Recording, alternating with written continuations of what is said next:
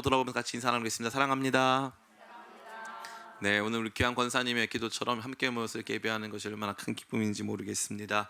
온라인은 또 오프라인으로 함께 모인 우리 모든 성도님들에게 하나님께서 이 주일 아침 주시는 복된 은혜와 평강 넘치시기를 간절히 원합니다. 액션 영화에 빠지지 않고 등장하는 장면이 하나 있습니다. 그것은 바로 추격전이죠. 추격전. 꼭 이렇게 흥미롭게도 이렇게 범인을 막 따라가고 막 도망가고 뭐 따라잡고 하는 이러한 추격전이 액션 영화에 꼭 등장합니다. 우리 모두에게 아주 이 재미를 선사하는 장면이 아닐 수 없는 것이죠. 오늘 본문 속에서도 그러한 마치 이 스파이 작전을 방불케 하는, 예수님은 산으로 가시고 제자들은 바다로 가고 또 다음 날 또 무리들은 예수님 어디 가셨나 찾아 나서서 배 타고 예수님 계신 가버나움까지 가는 그러한 종류의 일종의 추격전이 펼쳐지고 있습니다. 예수님께서 오병이어 기적을 베푸신 이후에 마땅히 받으셔야 하는 영광도 받으시고 예수님의 크고 위대하심이 다 드러났기 때문에 사람들이 예수님을 향해서 올려드리는 칭찬, 예수님 받다 마땅하신 예수님의 신분과 지위에 합당한 여러 가지 일들을 받으시면 될 텐데, 예수님은 산으로 도망가시고 제자들은 또 바다 건너서 또 가버나움으로 향하고 또 무리들은 그러한 예수님을 또 그러한 제자들을 따라서 동분서주 움직이는 이러한 장면, 이것이 왜 우리 가운데 드리워져 있을까요? 제가 그 이유를 말씀드리고자 하면, 신앙은 우리가 생각하는 것처럼 그리 단순하지 않기 때문입니다. 예수님께서 기적을 베푸시고 기적 베푸신 예수님을 우리는 찬양하고, 신앙은 그렇게 결코 단순할 수 없다는 것이죠.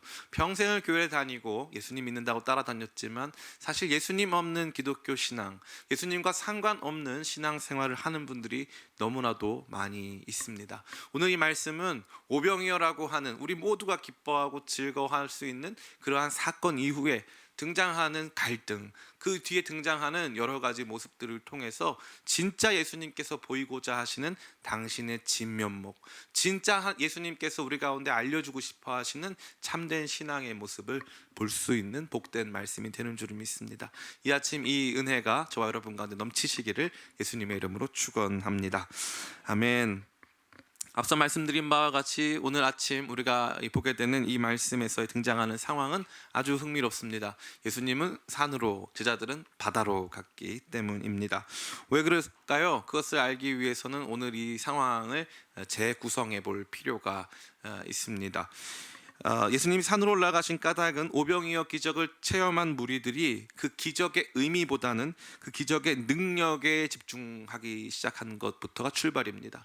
예수님께서 이것도 하셨으니까 다른 더 큰 것도 행하실 수 있을 것이야 라고 생각하면서 예수님을 정말로 높이 평가하고, 예수님을 어떻게 했냐면은 자신의 욕망을 채워줄 수 있는 정치, 경제, 군사, 사회의 지도자로, 또 왕으로 옹립하고자 하는 움직임을 보였기 때문에 예수님께서 산으로 올라가셨어요.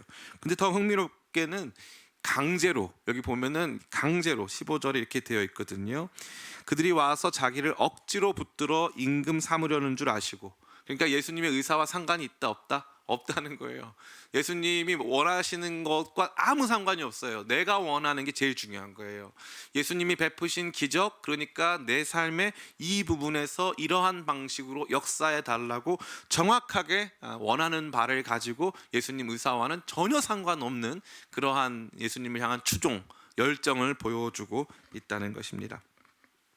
그런데 날이 저물어서 제자들의 활동이 이제 잘 보이지 않는 시점이 다다랐을 때 제자들은 배에 올라타서 가버나움으로 향합니다. 제자들이 예수님 버리고 몰래 도망간 걸까요? 전혀 그렇지 않죠. 마태, 마가복음의 기록을 통해서 볼 때 예수님께서 이렇게 말씀하셨어요. 내가 무리들을 해산시킬 테니까 너희는 먼저 배를 타고 바다 건너편으로 가 있어라. 예수님께서 그렇게 먼저 말씀을 하셨죠. 물론 예수님이 무리들을 해산시킨 방법은 가셔서 이제 해산하세요가 아니라 예수님이 사라지면 무리들도 자연스럽게 없어질 것이라고 판단하셨기 때문에 예수님은 그냥 산으로 올라가시고 제자들은 먼저 이 바다 건너서, 왜냐하면 제자들이 거기 남아 있으면 예수님이 언젠가 반드시 오실 거라고 하는 이 무리들이 확신을 가질 수 있으니까 밤에 안 보일 때 몰래 도망가라 라고 말씀하신 것입니다. 그러니까 이 모든 상황을 정리하고자 하시는 의도를 보이신 것이죠. 어찌 되었든지 제자들은 예수님의 그러한 말씀에 순종하여 그 가버나움으로 향하는 바다에 있었다는 겁니다. 그런데 이제 밤이 깊어졌는데 아직도 예수님은 오지 않으셨고, 또 예수님이 어떤 방식으로 가버나움으로 가실런지에 대해서 구체적인 정보가 없는 상황에서 갑자기 큰 바람이 불어서 파도가 거세게 일어나고 있었고, 그 시점에 바로 예수님께서 제자들에게 걸어 오신 것이죠. 우리가 한 가지 오해를 좀 풀어야 될 게 있는데, 간혹 이 유튜브나 이런 동영상을 보다 보면은 바다 위를 걷는 사람들이 이렇게 열심히 노력해가지고 한 10발자국 이렇게 열심히 걷는 사람들 등장합니다. 그런데 우리는 예수님이 물 위를 걸었다 생각하니까 이제 이렇게 잔잔한 수영장 물 같은 물을 예수님이 이렇게 차곡차곡 이렇게 걸어오신 것 같이 생각할 때가 참 많이 있는데, 여기 보면은 큰 바람이 불어서 엄청난 이 파도가 칠 때 예수님이 걸어오신 거예요. 그러니까 풍랑이 차 있는 그 바다를 예수님께서 걸어오셨습니다. 그리고 나서 말씀하셨죠. 내니 두려워하지 말라. 그랬더니 제자들이 어떻게 합니까? 예수님을 기쁨으로 영접하고 배는 그 사이에 그들이 가고자 했던 곳으로 안전하게 도착했다라는 것입니다. 그리고 나서 이제 무리들은 다음 날 보니까 예수님도 안 계시고 제자들도 없고 하니까 배를 타고 예수님 가실 만한 예수님의 거처가 있던 가버나움으로 향하여 갔다라는 것이 오늘 우리가 보게 되는 이야기의 전체 내용이 되겠습니다. 흥미롭게도 이 말씀 속에서는 두 가지 다른 종류의 신앙의 모습이 등장하고 있습니다. 첫 번째는 무엇입니까? 예수님 없는 기독교 신앙입니다. 이 기독이라고 하는 단어 자체가 그리스도라는 뜻인데요, 이 예수님을 믿는다고 하는데 정작 거기에 예수님이 빠져도 상관이 없는, 예수님하고는 아무 상관이 없는 기독교 신앙의 추종자들이 너무나도 많다라는 것입니다. 이 특별히 이 무리들, 예수님을 따라 나선, 예수님이 가시는 그 길을 함께 가고자 이 음식이 없는 광야까지 나갔던 이 무리들이 바로 이러한 예수님 없는 기독교 신앙의 추종자들이라 할 수 있습니다. 무리들은 오병이어 기적을 체험하고 나서 이제 해가 저물 때쯤 되었을 때 아마 그 흥분 상태가 절정에 다다랐던 것 같습니다. 광야에서 자신들을 먹이신 예수님을 왕으로 옹립하고자 하는 사람들의 이야기가 조금씩 힘을 얻고 있었던 것이죠. 야, 이 정도면 예수님 왕 되셔야 되는 거 아니냐, 예수님이 통치하시면 야 우리 먹을 걱정은 없다, 이런 왕이 어디 있었냐, 그동안 이거라도 해결해 줄 수 있는 왕이 있다면 너무나도 좋겠다라는 것을 보여주는 것이죠. 이건 우리 사회에서도 아주 자주 볼 수 있는 거예요. 누군가가 뭐 대선 출마를 공식화한 적도 없는데 사람들끼리 여론조사해 보니까 정당에서 소속되지 않은 사람이 1등을 하고 있는 거예요.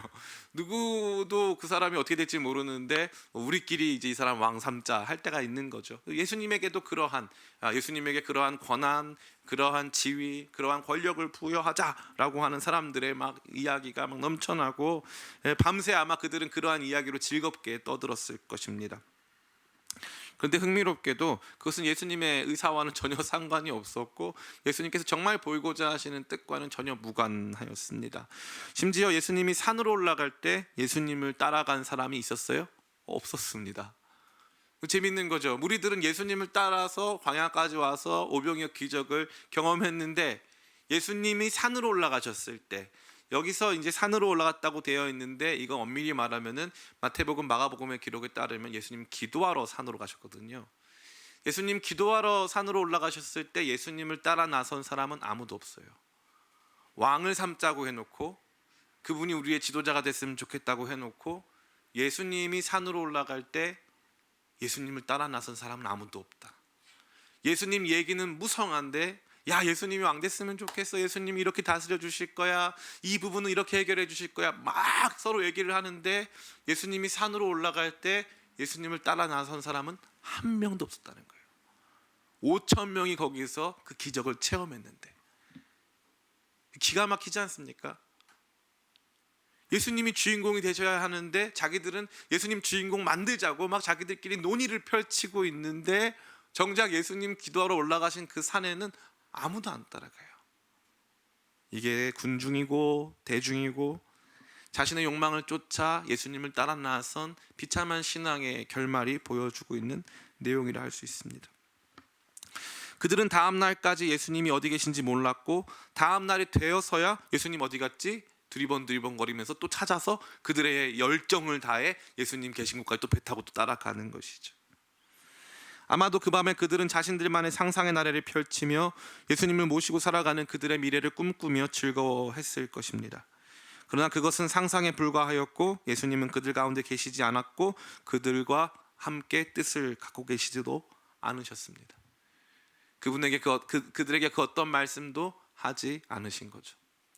참 이게 비참한 모습이 아닐까 하는 생각을 많이 갖습니다. 이러한 내용은 우리 한국교회와 우리 모든 신자들에게 있어서 크나큰 도전이 되는 내용이 아닐 수 없어요. 2000년대 중반, 2010년대 정도에 카일 아이들먼이라는 목사님이 팬인가 제자인가라는 책을 저술했어요. 저게 그 책을 읽으면서 심오한 신앙적 내용도 없었고 거기에는 대단한 무슨 우리 모두를 일깨워 줄 만한 어떤 신학적인 내용도 가지고 있지 않은 책이었습니다.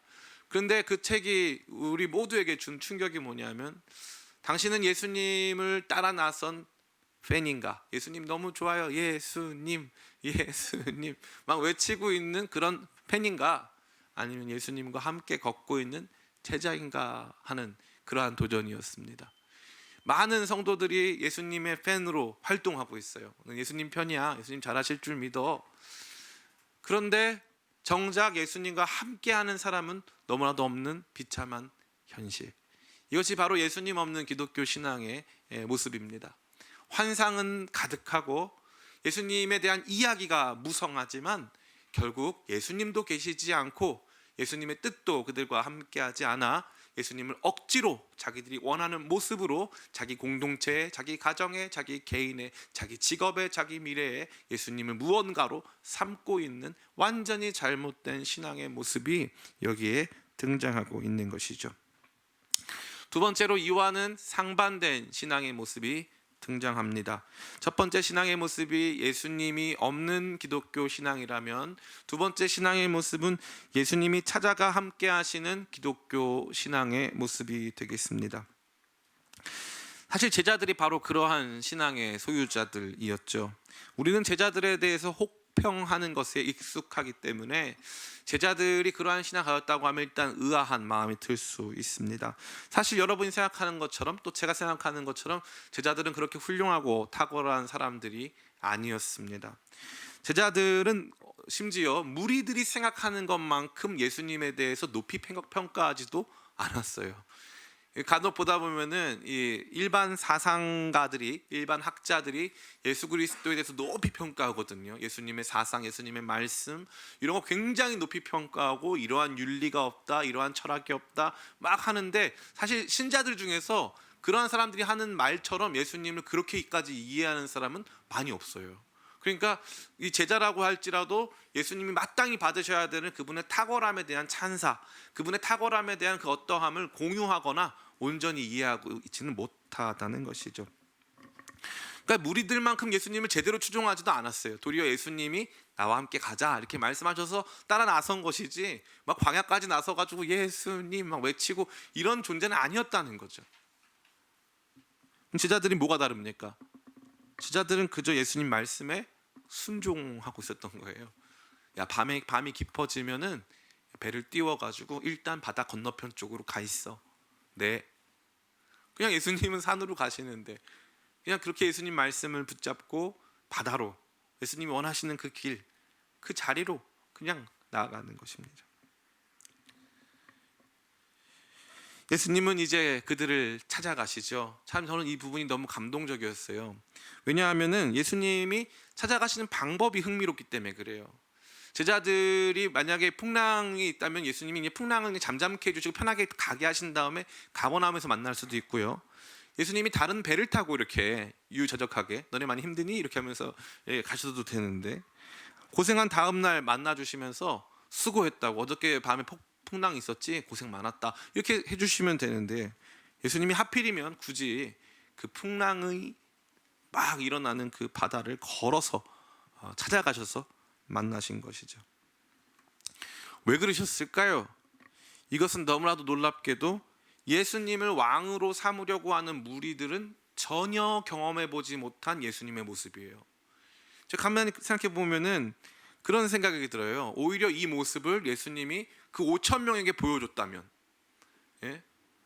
오히려 오병이어 기적을 일으키신 다음에 사람들이 예수님 왕으로 옹립하려고 했을 때 오히려 그냥 무리를 걸어가는 모습을 예수님이 보여주셨다면 사람들이 더 잘 믿지 않았을까, 또 제대로 믿지 않았을까 생각이 들 수 있다는 것이죠. 그러나 예수님은 무리들에게는 그러한 예수님의 진면목을 보여주지 않으십니다. 제가 그동안 누누이 생각을 해봤어요. 예수님은 그냥 무리들에게 당신의 어떠하심을 보여주신 적이 없어요. 언제나 그분을 따르는 제자들에게 예수님께서 그것을 보이셨어요. 그것이 제자의 특권이고 주님께서 제자들을 통해서 세상을 바꾸어 가시는 방법이 되는 것입니다. 그런데 이것은 더더욱 놀라운 차원에서 우리에게 중요한 메시지를 던지고 있어요. 다시 말해 무엇입니까? 예수님이 무리를 걸으시는 분이라는 뜻은 예수님이 하나님이시다라는 뜻이에요. 그냥 능력이 많으시다, 예수님이 몸이 엄청 가벼우셔가지고 몸이 엄청 날래가지고 무리도 막 걸으신다, 이게 아니고 예수님이 하나님이다라는 뜻이에요. 첫 번째 이 세 가지인데, 첫 번째 무리로 걸으셨다는 기적 자체가 예수님이 하나님이란 뜻이에요. 오늘 우리가 교동문을 통해서 읽었던 시편 29편, 여호와의 소리가 물 위에 있으며, 여호와의 소리가 물 위에 있으며, 여호와의 소리가 뭐예요? 말씀이 육신이 되어 우리 가운데 거하심에, 여호와의 소리가 바로 예수님이에요. 예수님, 그분이 물 위에 계신다 이거예요. 그러니까 이거는 구약 성경에서 특별히 이 창세기 말씀에서도 하나님의 영이 수면 위에 운행하시니라 이렇게 되어 있죠. 그러니까 예수님은 바로 그 삼위일체 하나님이라는 사실을 강하게 보여주는 거예요. 단순히 무리를 걸으셨다는 걸 통해서 오, 예수님 특이하시다, 뭐 몸이 엄청 가벼우시다, 이런 게 아니에요. 정말 예수님이 하나님이시라고 하는 분명한 증거를 보이신 거죠. 이 한 가지만 그러면 의미가 없죠. 두 번째, 예수님이 하신 말씀이 바로 예수님이 자신이 하나님이라는 뜻을 품고 있어요. 내니 두려워하지 말라라는 말씀을 예수님이 하셨습니다. 여기서 내니라고 되어 있는데 나니까 두려워하지 마라고 하는 말씀은 헬라어의 원래 성경엔 없습니다. 나다 이렇게 되어 있어요. 나다, 에고에이미, 나는 나다 이렇게 되어 있어요. 이 헬라어는 특이해가지고 나는이라고 하는 명사를 쓸 필요가 없어요. 에이미만 쓰면은 거기에 나다라는 뜻이 포함되어 있어요. 그런데 거기에 앞에다가 이 자기 주어를, 명사형 주어를 사용하면은 그것이 강조하죠. 그래서 나는 나다 이렇게 되어 있는 것입니다. 이걸 히브리어로 하면은 에흐예 아셰르 에흐예라고 말해요. 이거는 나는 나다, 나는 스스로 있는 자다라는 뜻이에요. 그래서 히브리어를 헬라어로 번역한 70인경에 이 에흐예 아셰르 에흐예, 나는 나다, 이거를 아까 우리가 말씀드린 에고 에이미로 번역했어요. 그러니까 뭐라고 말씀하시는 거예요? 예수님이 나는 스스로 있는 자다 이렇게 말씀하시는 거예요. 이게 무슨 뜻이냐면 출애굽기 3장 14절에 모세에게 하나님께서 나는 스스로 있는 자다라고 말씀하신 것과 똑같은 거예요. 예수님 자기 자신이 내가 스스로 있는 자다라고 선포하신 거죠. 그러니까 예수님은 하나님이다 이거예요. 예수님은 하나님이시다. 세 번째로 이 모든 일의 결과가 예수님 자신이 하나님이심을 보여주고 있어요. 풍랑에서 제자들에게 찾아오신 예수님으로 인하여 제자들의 배가 어떻게 됐어요? 보니까 목적지에 안전하게 도달하게 됐죠. 우리 말씀을 같이 한번 읽어보겠습니다. 우리 어디입니까? 우리 25절이죠. 아니 죄송합니다. 우리 몇 절입니까? 21절 같이 한번 읽어보겠습니다. 시작. 이에 기뻐서 배로 영접하니 배는 곧 그들이 가려던 땅에 이르렀더라. 아멘. 배는 곧 그들이 가려던 땅에 이르렀도다 이렇게 되어 있죠. 시편 우리 107편 28절부터 30절 앞에 화면이 준비되어 있습니다. 같이 읽어보겠습니다. 시작. 이에 그들이 그들의 고통 때문에 여호와께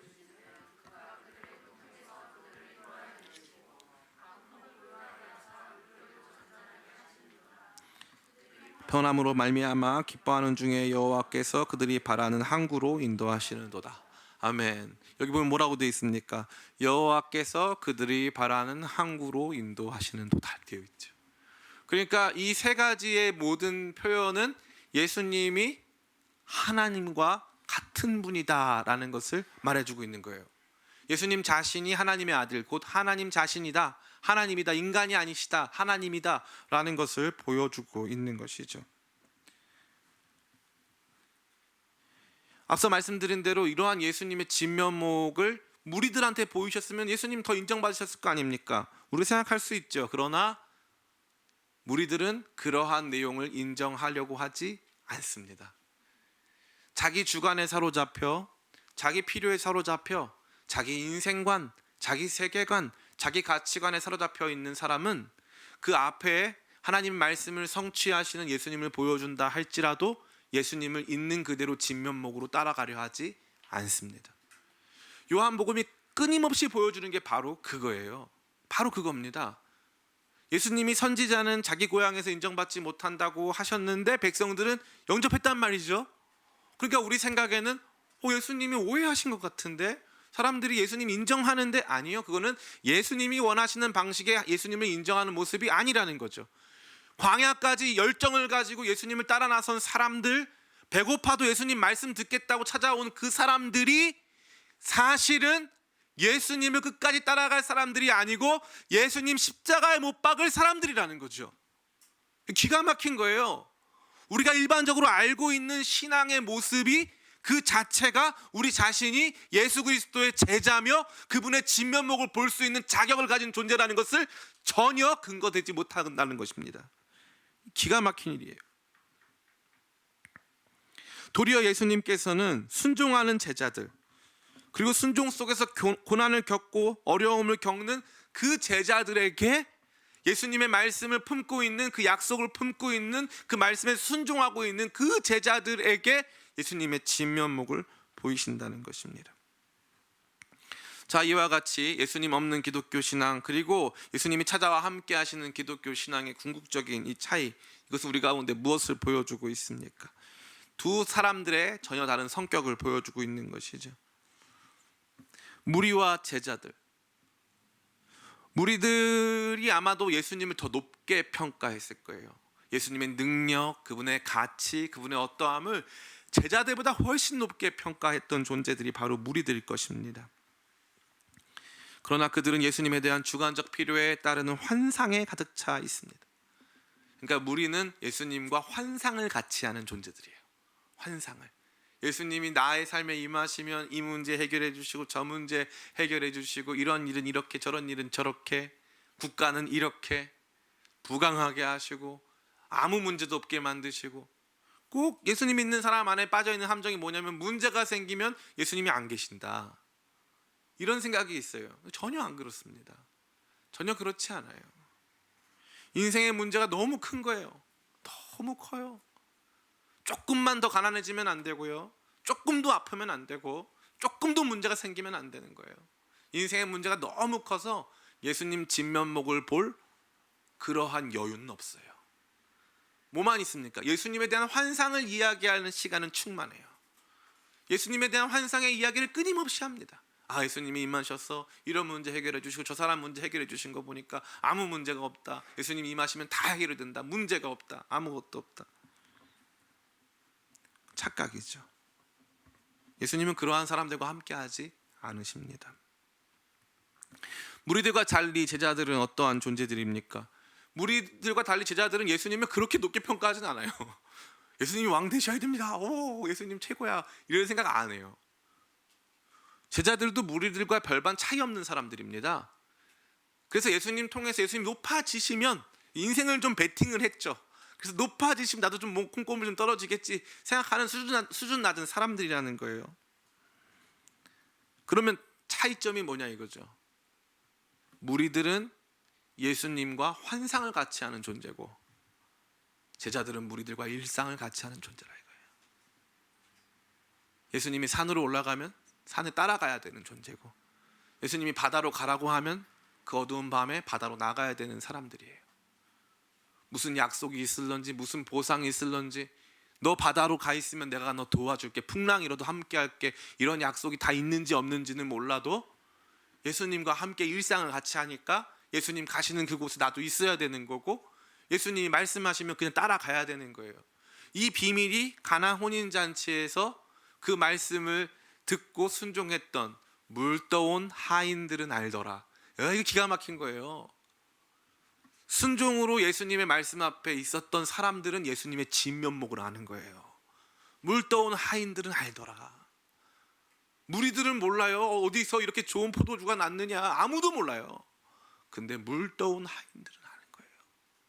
일상의 자리에서 대단한 변화가 없는데, 엄청난 기적이 없는데, 풍랑은 여전한 것 같은데 그냥 거기에서 예수님의 말씀 붙잡고 버티고 살아낸 사람들은 안다는 거예요. 이것이 가장 큰 차이입니다. 예수님은 산으로, 제자들은 바다로 간 것 같은 모습은 실상 예수님과 제자들이 정반대의 길을 택했다는 것이 아니고 도리어 제자들이 그분의 약속과 말씀에 순종하여 예수님의 부재 속에서 그분의 말씀의 임재 속에 살고 있었다는 거예요. 예수님이 실제로 막 함께 하시고, 그러니까 환상은요 우리한테 거짓된 임재를 줘요. 환상은 그래서 역경을 막 이겨내게 하는데 막 환상적으로 이겨내게 하는 거예요. 그런데 제자들은 어땠어요? 예수님이 하라는 대로 해가지고 뭐 물에 나갔는데 막 개고생하는 거예요. 막 파도가 치고 이거 지금 나오는 게 아니었는데 막 이러면서 막 고생하는 거예요. 근데 놀라운 건 예수님이 그 고생의 현장, 그 고난의 현장에 찾아오시는데 단순히 오병이어 떡 많이 베푸시는 그러한 예수님이 아니고 예수는 그리스도, 예수는 하나님의 아들, 이거 고백하게 하시면서 임하신다 이거예요. 삶의 내용이 어떻습니까? 삶의 내용이야 뭐 별반 차이 없어요. 풍랑에서 고생하는 게 삶이에요. 그런데 풍랑에서 고생하는 별반 대단할 거 없는 인생인데 그 삶의 자리에서 주님의 어떠하심을 알게 하고 그 주님을 깊이 체험하게 하고 그 주님의 진면목을 보게 하는 것입니다. 이 말씀이 주는 도전과 유익은 이루 말로 다 할 수가 없습니다.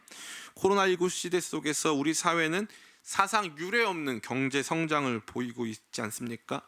뭐 제가 조심스럽게 말씀드리자면 저는 한 4, 5년 전부터 맨날 사람들한테 우리 대한민국이 잘 될 거다, 이게 진짜 대한민국이 아주 잘 될 거다 이렇게 한 적이 많아요. 뭐 제가 특별한 사람이어서가 아니라 한 번도 경험해보지 못한 일들이 이거 임하고 있는데 이거는 인간이 계획하거나 준비해서는 할 수 없는 어떤 이 큰 이 역사적 파도가 오고 있다는 생각이 많이 들었습니다. 코로나 시대에 대한민국이 전 세계 1등 했죠. 경제 성장률 전 세계 1등 했어요. 1등. 예, 1등 했습니다.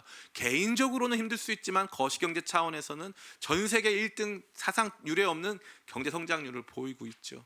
이 미국 사람들 생각했을 때 한국 사람들이 이제는 선진국이에요. 우리는 그걸 인정하고 싶지 않을 수 있는데요, 이미 선진국입니다. 이미 선진국이에요. 아마도 제가 봤을 때 대한민국은 이 코로나 상황을 잘 극복할 수 있을 것이라 생각합니다. 문제는 뭘까요? 문제는 교회죠.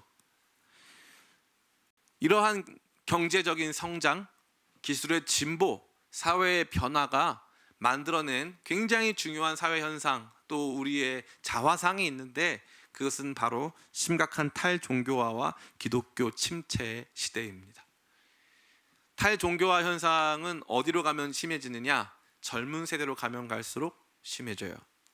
대한민국에서 지금 제일 큰 종교는 기독교입니다. 원래 불교랑 이제 근소한 차이로 이렇게 티격태격 하는데 불교를 능가했죠.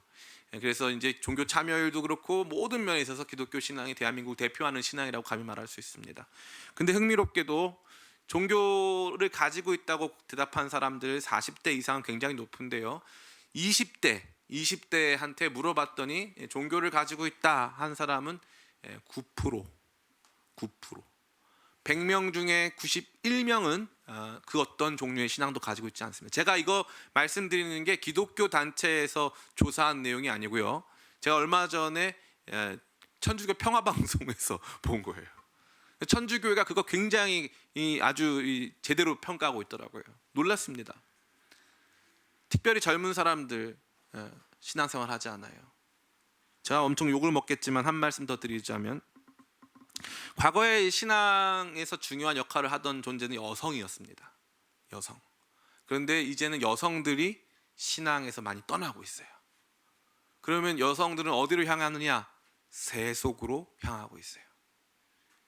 저는 신림동 순대타운을 거의 이제 95년부터 갔으니까 이제 굉장히 오랫동안 다녔죠. 근데 거기서 장사를 계속 하신 분이 하시는 말씀이 요즘 여자들은 왜 이렇게 술을 많이 먹냐는 거예요. 술을 안 먹는 여자가 없다는 거예요. 예전에는 여자들끼리 순대만 먹으러 온 사람도 많았다는 거예요. 그런데 지금은 술 안 먹는 여자, 담배 안 피우는 여자 거의 없다는 거예요. 예전에는 이제 올림픽을 하잖아요. 그러면은 구기 종목 같은 경우, 여성 종목 같은 경우는요, 대부분 경기에서 승리하면 다 같이 동그랗게 앉아서 무릎 꿇고 기도를 했어요. 진짜 그런 장면이 많았잖아요. 다 기억하시잖아요. 요즘은 그런 장면이 거의 없어요. 세상에서 내가 원하는 모습대로 살고 싶어하는 사람들. 그래서 교회는 침체되고 있죠. 이게요, 이 침체 속도가 너무 빨라요. 제가 이 신대원 시험 볼 때만 하더라도 300명 뽑는데 1100명이 시험을 쳤어요. 1100명이. 지금은 제가 나온 학교를 제외하면 일단 기본적으로 1대1이 되질 않아요. 1대1이 되지는 않습니다. 제가 나온 학교만 지금 1.5대1이라고 하는데 그 말이 1.5대1이지 실질 경쟁률도 거기도 1대1이 되지 않습니다. 목회자가 되려고 하는 사람도 없어요. 참된 신앙으로 살려고 하는 사람도 없습니다. 교회는 어떻게 될까요? 교회는 작아지죠. 교회의 사회적 영향력은 축소되고 있어요.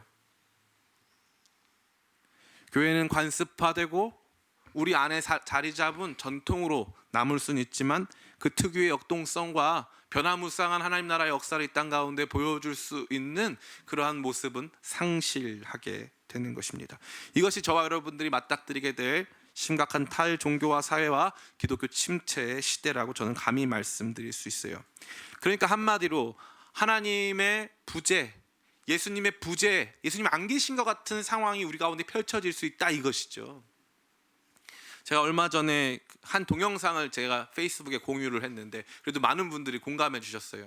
90년대 여기 인근의 온누리교회에서 목요일마다 집회하는 장면인데 이게 요즘 청년들이 혹시 전혀 모를 거 아니에요. 그런 시대를. 그러니까 제가 이제 올렸단 말이에요. 근데 거기에 보면요, 지금은 앉아서 사람들이 이제 관람하듯 예배를 참석한단 말이에요. 거기에 3,000명, 거기 3,000석이거든요. 3,000명이 들어가는데 모두 다 자리에서 일어나서 손을 높이 들고 무대 위까지 사람들이 다 손을 높이 들고 주님을 찬양해요. 아름다운 음악보다는 거기에 있는 예배도도 안 보여요. 다 뭉쳐져가지고 거기서 주님을 향해서 막 찬양해요. 주님의 성령 지금 이곳에 사람들 막 찬양합니다. 그게 특별 집회냐? 아니요. 매주. 방학 때는요, 제가 그 집회 자주 갔었는데 방학 때는 그 당시에는 이제 자동차 번호판이 있지 않습니까? 자동차 번호판에 다 지역이 새겨져 있어요. 그러면 방학 때는 그 앞에 세워져 있는 봉고차, 다 그때는 굉장히 은혜로운 시기여서 봉고차도 다 그레이스를 탔어요. 네, 되게 은혜로운 시대였죠. 네, 다 그레이스 타고 다니면서 은혜를 타고 다닌 거죠, 교회마다. 그래서 이제 가면은 앞에 목요일 밤 7시에 하는 집회인데 번호판이 부산이에요. 온 게 문제가 아니에요. 이 사람들 가는 게 문제예요. 그 밤에 10시에 집회 끝나고 가는 게 문제라고. 가는 게 문제가 또 뭔지 아세요? 그 집회 끝나면요, 찬양 끝나고 말씀 듣고 찬양 끝나고 땅바닥에 엎드려서 기도하는 사람이 너무 많은 거예요. 그 사람들은 집에를 못 가. 다음날 아침에 첫 차 타고 집에 가는 거예요. 그게 한국 교회였다 이거죠. 지금하고는 게임이 틀려요. 소소하게 자기 방에 앉아서 뭐 찬양하면 사람들이 좋아요 좀 누르고 이런 게 아니고 열정을 다해서 주님을 따라다니고 막 그런 시대가 있었단 말이에요. 그 부흥의 끝자락에 제가 있었어요. 근데 지금은 어떻습니까? 지금은 그런 것들을 기대하기 어려운 거죠. 아마 그런 교회가 있다면 지금 난리 날 거예요. 근데 지금 그런 교회가 그냥 그 당시에 그런 교회가 그냥 있는 게 아니고 목요일 날에 거기 서빙고에서도 하고 저 이 강동 지역에 가면 또 광성교회라고 거기서도 또 하고 저 이 강서 쪽에 가면 또 은성교회라고 또 거기서도 하고 각 교회마다 밤마다 집회하고 기도하고 산마다 기도했단 말이에요. 근데 우리가 맞닥뜨려야 되는 세상은 어디예요? 기도원은 왜 이렇게 많은지, 그죠? 그 당시에 기도원이 얼마나 많았습니까? 지금은요, 기도원 다 문 닫았어요. 다 문 닫았습니다. 탈종교화, 기독교 침체 시대 교회는 어떻게 될까요? 제가 한 말씀만 딱 드릴게요. 교회는 진짜만 남습니다.